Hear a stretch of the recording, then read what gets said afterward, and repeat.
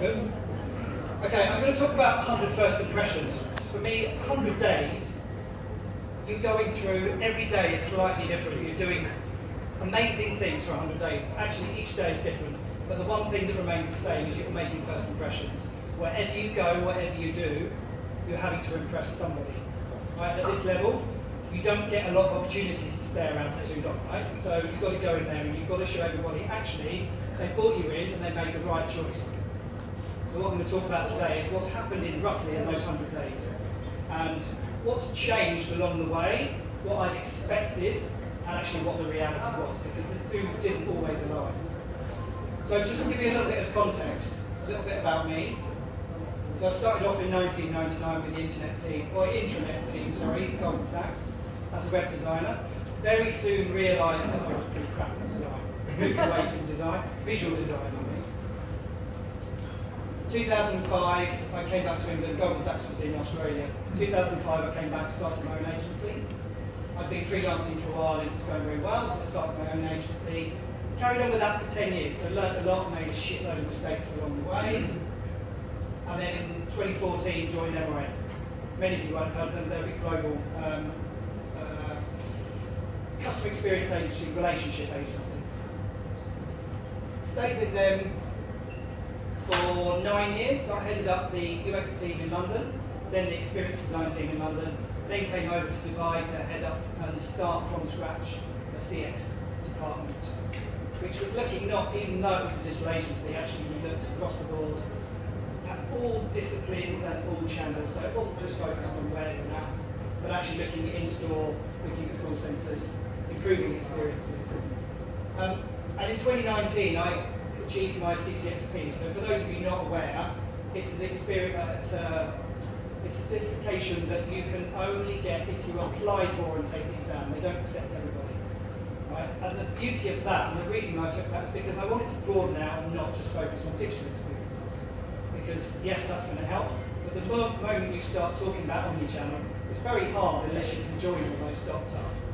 So thinking about things broadly and holistically across all channels massively helps you. Actually, there's 5 pillars to CXPA.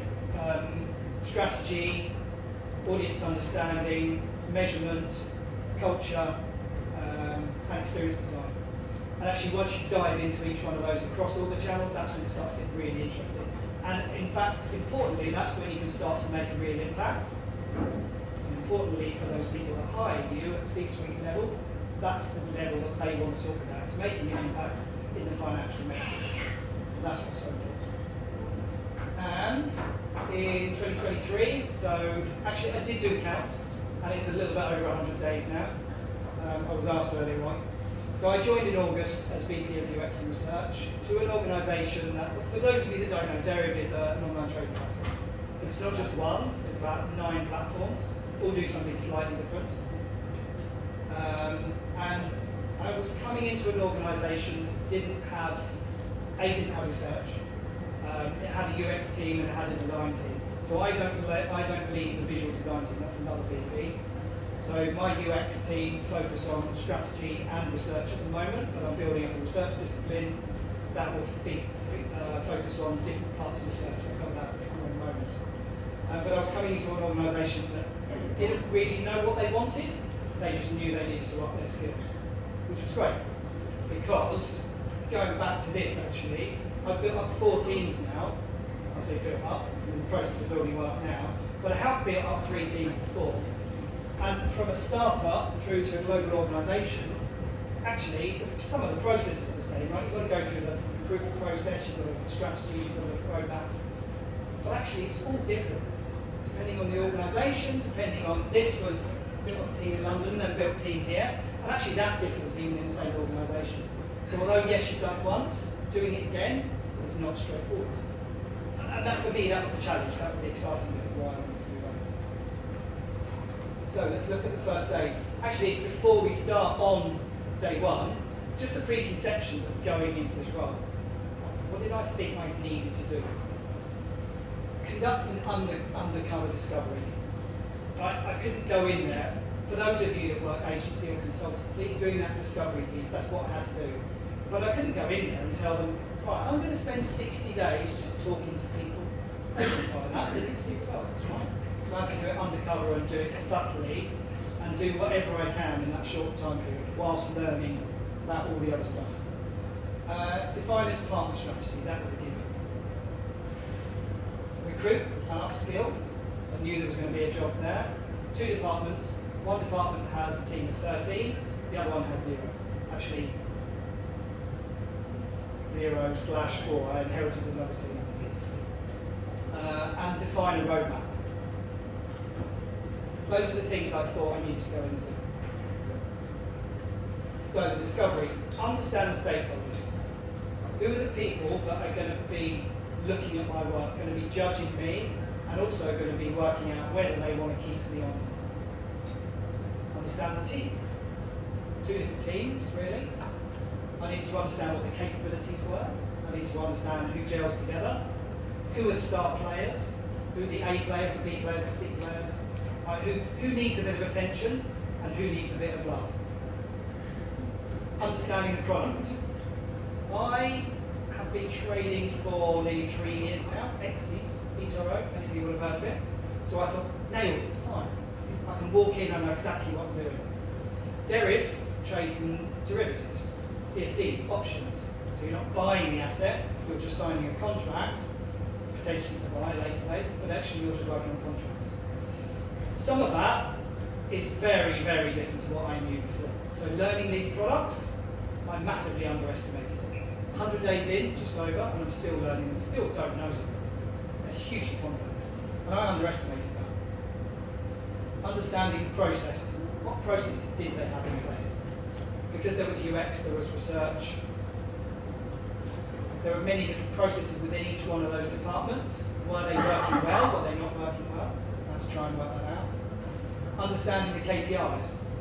KPIs at a department level, but also at an organisation level. What metrics do the C-suite want to change? The moment I know that, I can work towards that.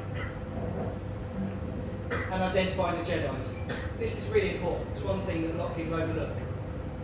If you understand the stakeholders, you go to any org chart, the stakeholders will be on there. It will show you who's the CFO, who's the head of product.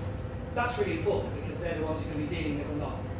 But actually the Jedis are those people within the organisation who will have the ears of the C-suite. Right? They're the ones that will be making a big impact.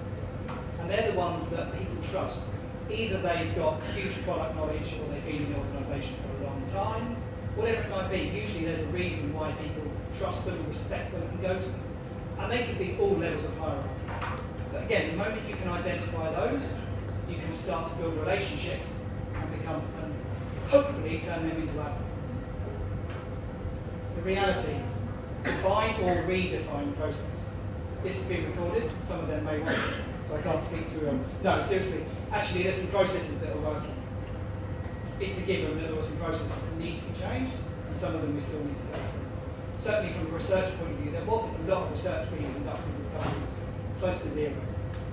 So trying to put in a process, looking at how we conduct research, how we recruit. We've got over 2.5 million customers. So actually it's quite easy to go out and get them if you've got the process in place. Without researchers, without any kind of research ops in place, that's quite hard.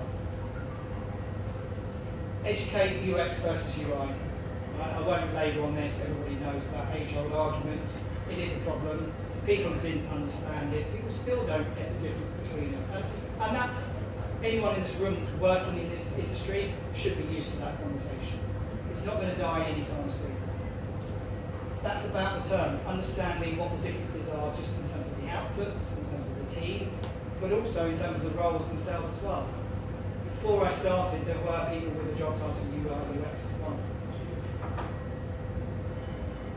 We had to differentiate between UX and research. Because there was a team that were kind of blended, people weren't quite sure who was doing what. Hopefully to most people in this room it's quite straightforward, the difference between UX and research. Even if you don't understand what UX is, everybody understands what research is. Even my 13-year-old daughter gets the concept of research. I had to demonstrate the value of research a lot earlier on than I was expecting. And that was because of that.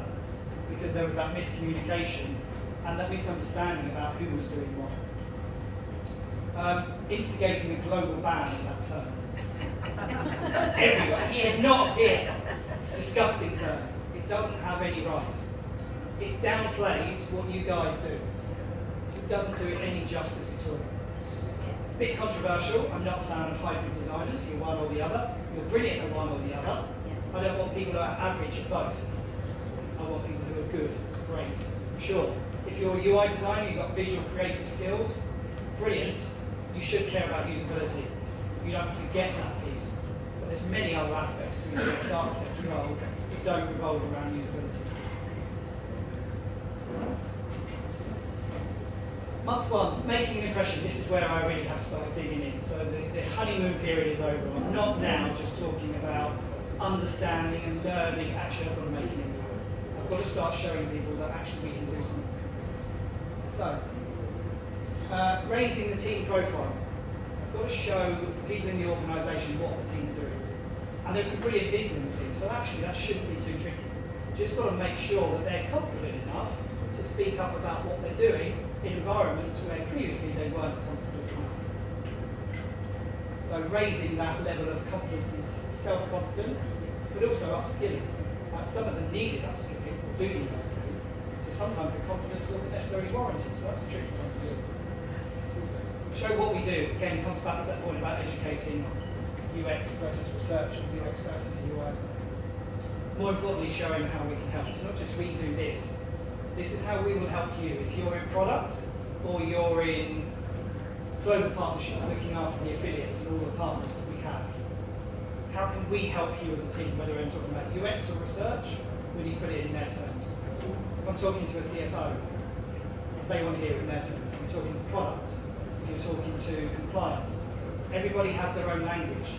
You need to be able to learn that language. The sooner you can learn the language, the easier it is for you to go out and communicate and sell what it is you're trying to sell. Searching for talent. Fortunately, I have some people in the room helping me with that. It's always a challenge. We took multiple routes. The in-house recruitment team did some, I did some. We put some ads on LinkedIn, and we had some credible recruiters. Inevitably, the credible recruiters made things a lot easier for us. I'll come on to that in a moment. I had to make myself visible, as well as the team. Obviously, my focus, I lead 2 teams, 2 departments. And it's really important that I focus on what they're doing and bring them up. But also, I've got to be there as a spokesperson. So I've got to make sure that I'm visible to help support the team and have those conversations there. Either they're not confident enough to have, or maybe they're just not invited to those conversations. So I've got to make sure I'm in all of those conversations. That turn a seat at the table, very important. And practically, churn through hundreds of CVs. It's just boring and laborious seeing the same UX CV time and time again that's saying, I solve people's problems. I don't give a shit. Tell me how you do it. Tell me why I should look at you rather than somebody else who also solves problems. Tell me how you care about human behaviour. Tell me how you've done a course on behavioural science. Tell me how you bring your understanding of anthropology or architecture or engineering or whatever it is. Bring that into what you do in your day job so that you differentiate yourself from everybody else. Because everybody has the same CVs, bar 1%. And it makes our job really boring, so please don't. Continual education. So that applies to the team and wider. UX is about human behaviour. Surely we all understand that. So it baffles me that I see so many CVs where there's no reference to human behaviour, no reference to psychology, behavioural science. There is no excuse. Right? If you care about UX and you care about humans and customers, you cannot design for them if you don't understand some of the basics of the way the human brain works. Cognitive biases, even just at a basic level, super helpful. There's many courses out there. Team W, if anyone's curious, look at Team W. Led by Susan Weinschuk. She's a brilliant psychologist, but she focuses on digital and UX. There are free courses. They're quick, they're easy. Nobody's got any excuse. So when I see CVs that come with no concept of understanding humans, just those to the side. Define KPIs. Inevitably, you have to define them. It's quite hard for a UX team. Research is a bit easier. One thing I have done is implemented KPIs for all teams, well, both UX and research of contact hours. And by that I mean they need to spend X amount of hours per month talking, interacting to customers. Now if they're not researchers and they're not comfortable in front of the customer, then that's fine. I don't expect everyone to be able to do that. But they've got to go in and observe. We've implemented a new research workflow tool that will handle everything from recruitment, it's got a panel, CRM, right the way through to reporting. And that gives us the observation rules. So now nobody's got any excuse. Everyone should be observing. Product teams, CEO, he'll get invited as well. And share a short-term digestible roadmap. There's no point me going in with a roadmap that's 3 years long. Leadership are going to want to see some impact pretty soon. Sure, I've got these long visions, most of them in my head, or they're written down, we never know, they're just in note form. But what I need to do is translate those into something that they can understand and show them. So Don talked about consultancy documents and long-winded documents that CEOs don't want to read. COOs can't be bothered with that. They don't want to see that. What they want to see is the tangible outcome, how that's going to result in something that makes an impact to what they care about. Again, speak their language. Final month, showing value. Make an impact on KPIs. Easier said than done. If you're in a UX team that is working on a specific part of a product, if that product doesn't have a very, very defined KPI or very defined metric at that high KPI level, then it's hard to show that. But you've got to do something to try and link what you're doing to a metric, to a KPI that people care about. It could be something revenue related. It could be something to do with reducing the load on CS and reducing the cost to serve. Whatever it is, you've got to make an impact somewhere. And making an impact just by saying, I think our customers prefer it, it's not going to cut it. Practically progress strategic initiatives. You've got to have strategic and productive/pragmatic approach to what you're doing. And you've got to show that those bigger, longer-term projects are moving along. Even though some of mine might be 12-month projects, you've got to show a bit of progress as you go through it. And hunt for quick wins. Do experimentation. Quite lucky with Deriv that actually they are open to experimentation. They've got the ability to try things out and fail. And I know we all read articles and we talk about failing a lot. It's really important.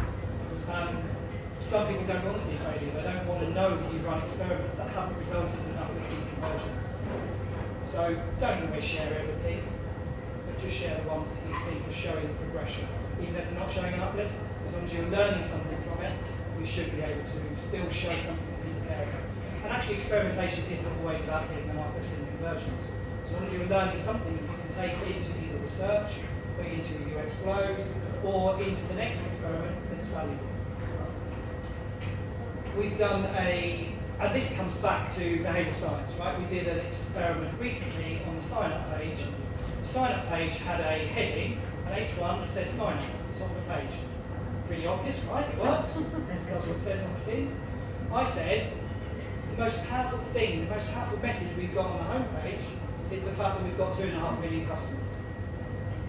We want people to trust us. We're a trading platform. They put lots of money into our platform. They've got to trust us.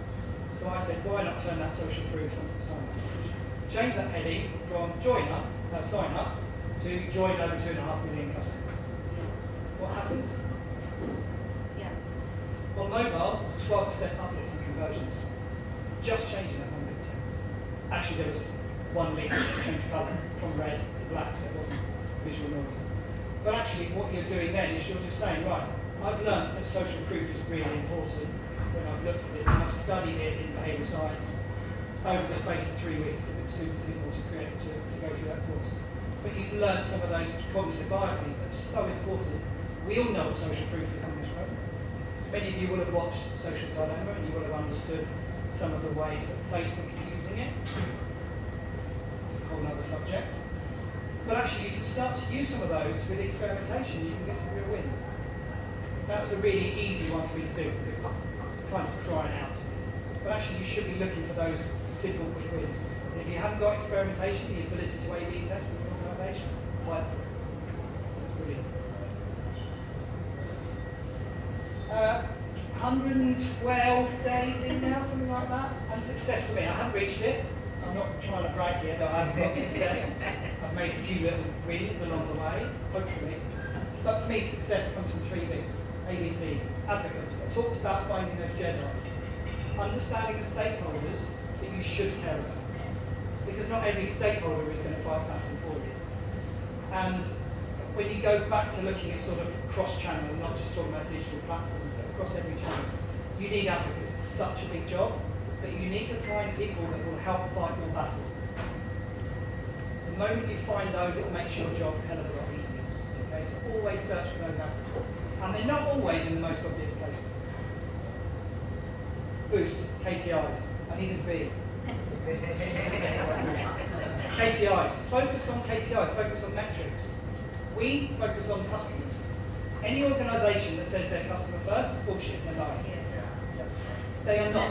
Companies are not customer first. And nor should they be. Unless you're a non-profit, you still care about operating costs. So what you need to do is find that happy medium between the two. To do that, you've got to find the metrics that will A, improve the customer satisfaction or the customer experience in some way, but also have a financial impact. As I said, whether that's increasing revenue or decreasing costs. Either one's a win in this instance. And challenges. Challenges are really important to keep everybody interested on many levels. So for me, I joined Derif because I wanted a challenge. It's the challenge that I wanted, it's living up to it, so brilliant, I'm happy. Challenge, I've come into a team that are just crying out for absorbing all of the opportunities that I put in front of them, whether they're strategic opportunities, whether they're training opportunities, whatever they are, they want them. So you've got to put those challenges in front of the team to keep them interested. You've also got to put those challenges to those people around you as well, making sure that those people feel that actually you're helping them with their challenges. So those challenges are really important. A, for our sanity, for our mental health, but also we should be enjoying going to work. If you don't, look for a different job. That's it. A little bit over 10 minutes, sorry. Any questions? Yeah, so we want to ask.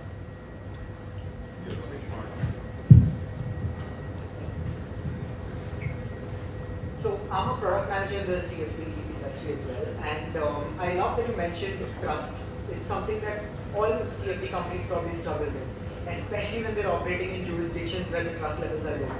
I would love if you could elaborate more on methods other than just social proof that you rely on to gain the trust. So the first thing you have to do is the research. Trust to you is very different to you. Yeah. So I went to Botswana a couple of weeks ago. Right, this does sound fun. Makes me feel like a robot.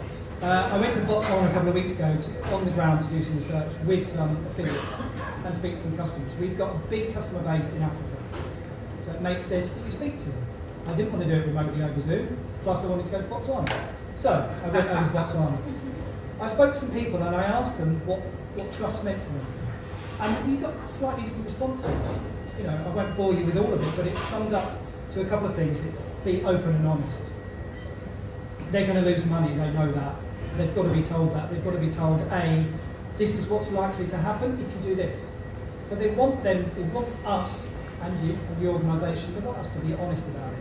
That's how you earn trust. So trust comes from social proof, obviously, but it also comes from us saying the right thing. Because fortunately, there's a lot of scammers in our business as well, you've got to differentiate yourself from the others.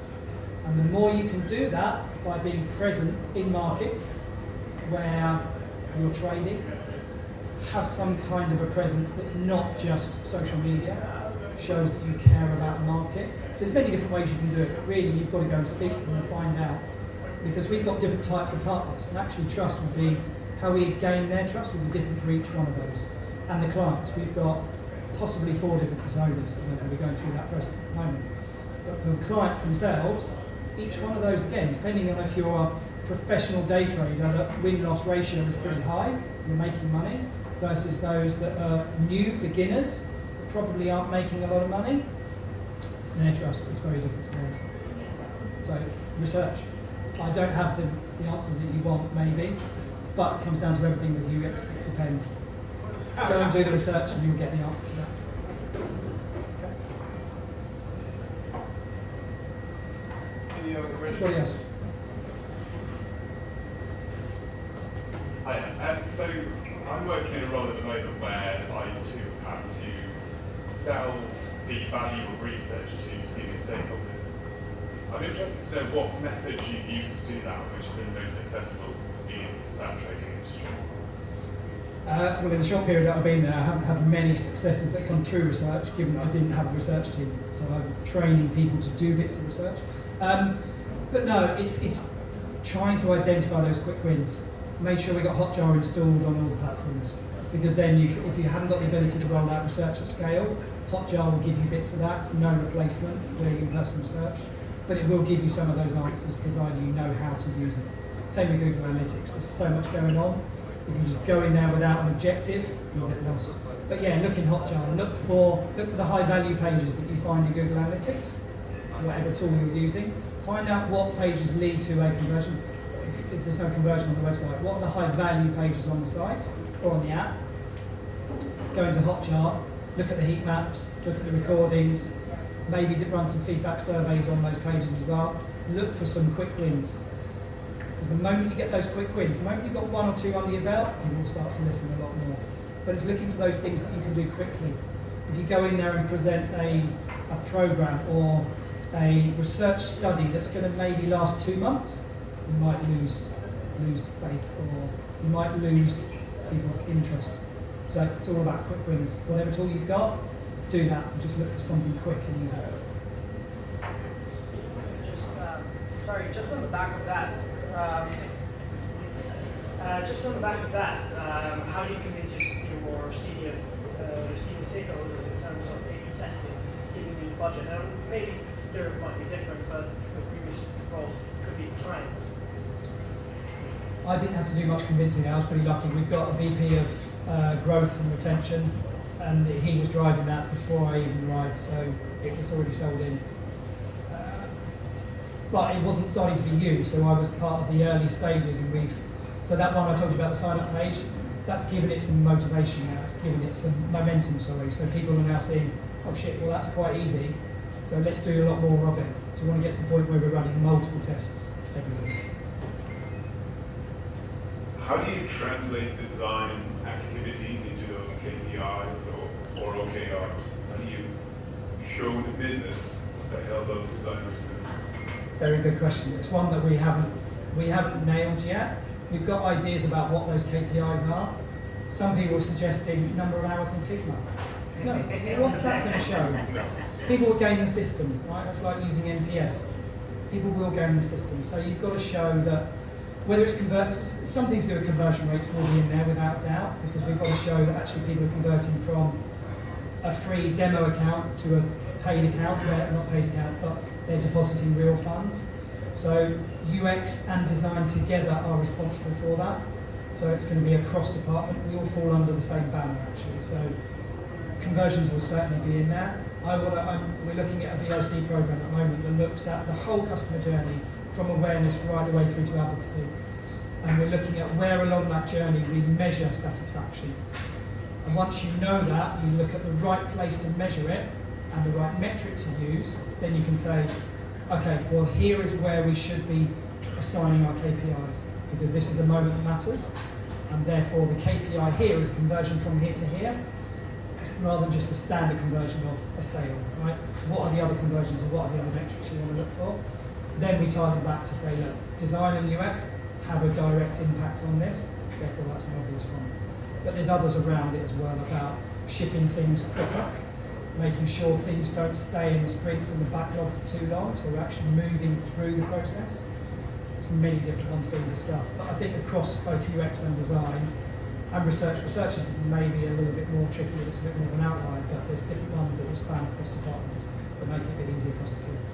So one challenge I've encountered, you probably have too, is the quality and standard of those KPIs or OKRs, objective and key results, throughout the business isn't quite there. So if they are there and there is some sort of a standard, then it's building a template for your team to say, this is what a design KPI at an individual level, a team level, and an org level looks like, and then tying those. And once they have a template of, if we move metric X to Y by doing activity A, B, C, that's how we, and then a lot of education, like Yeah. you do, but we can take it offline. Again, I was lucky in that I'd come in at a time where, so Derek has grown massively over 2020, I think there were about 400 employees. So, and we're about 1,400 now, so it's times 3 in 3 years. And because of that, they've grown a lot of people internally, so there's some amazing people, but now what they're starting to do is bring people in from senior level down. And because of that, you've got people starting to make changes in the last year, and there's big changes happening. So because of that, the KPIs are being revised as well across the whole organisation.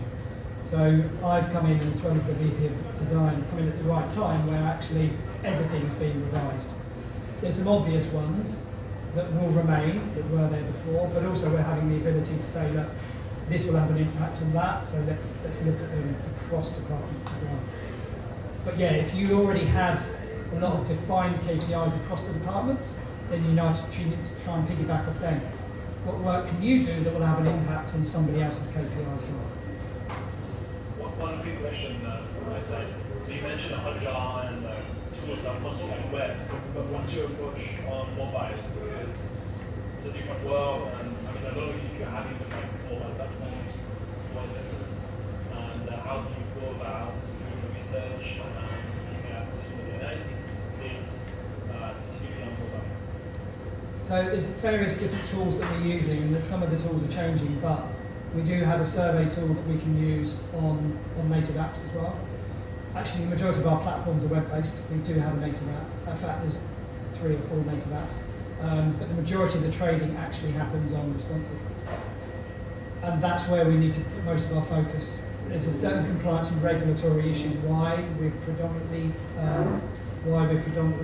web-based. It's a long, boring story, but it makes our job a lot easier if it is web-based. But yeah, there are tools that we can do some of that analysis, but it does make research harder as well. But yeah, fortunately we're doing it. All the research at the moment is through the browser-based platforms.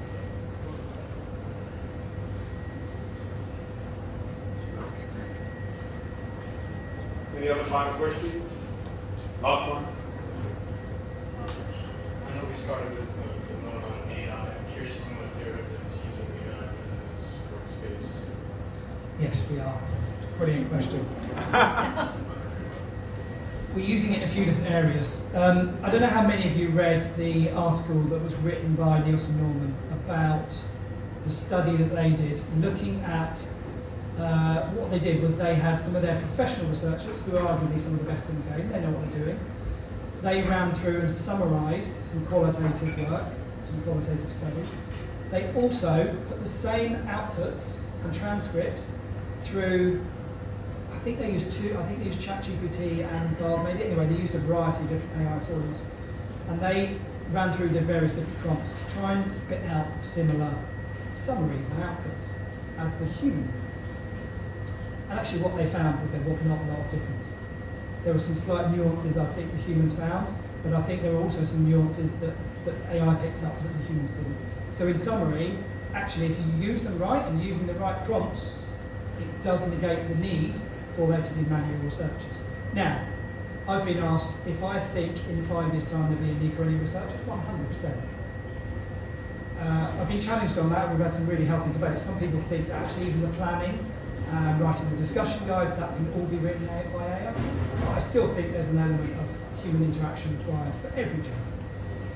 So yes, we are using ChatGPT. We're starting to write some custom GPTs as well. If any of you haven't tried them, give them a go. You can write a series of prompts and a series of, like if you're reviewing CVs, for example, this wasn't mine, but somebody else in the organisation, but using ChatGPT to review CVs and the application forms that we have, but giving ChatGPT a series of prompts and showing it what good looks like and what bad looks like, and then there's a series of 4 or 5 prompts that you can then use. It will use all of the other information that you fed into it because it's a custom GPT, and it will spit out a response that's pretty good. Also for research, as I said, we've introduced a new platform now called Great Question. Actually, it's an all-in-one platform. It's not amazingly perfect at any one thing, but it does all of them pretty well. That's got some AI in it, and we've looked at the summaries that come out of that. I'm yet convinced that it's perfect, but it's certainly, like most AI, is your starting point. Is that a research repository as well? Everything from CRM, so panel, email. It handles so it's got like Calendly built into it, so it does all the scheduling, automated. It's got a screener built into it. You can do moderation within it as well. They're building up their unmoderated feature set next year. It also does reporting, and it does the incentive if it's automated through Amazon vouchers or something like that. But it's not like a dovetail. It has a repository as well, yeah. Yeah, by highlights and reels, and it creates the reports, and you take out snippets based on timelines. So it's not a dovetail. If you're looking for that world-class repository, it's not going to compare. But if you want to scale up quickly and be able to do that job quickly, there was no other tool that we looked at that was going to do the job that I needed it to do. So yes, to answer your question, yes we are, and yes we will continue to. I've got new researchers starting in January dedicated. I've got a quant researcher, and that will be one of our jobs, is to focus on this. Amazing. Thank you, Oliver. That's great. Thanks everyone for coming. We'll see you next year.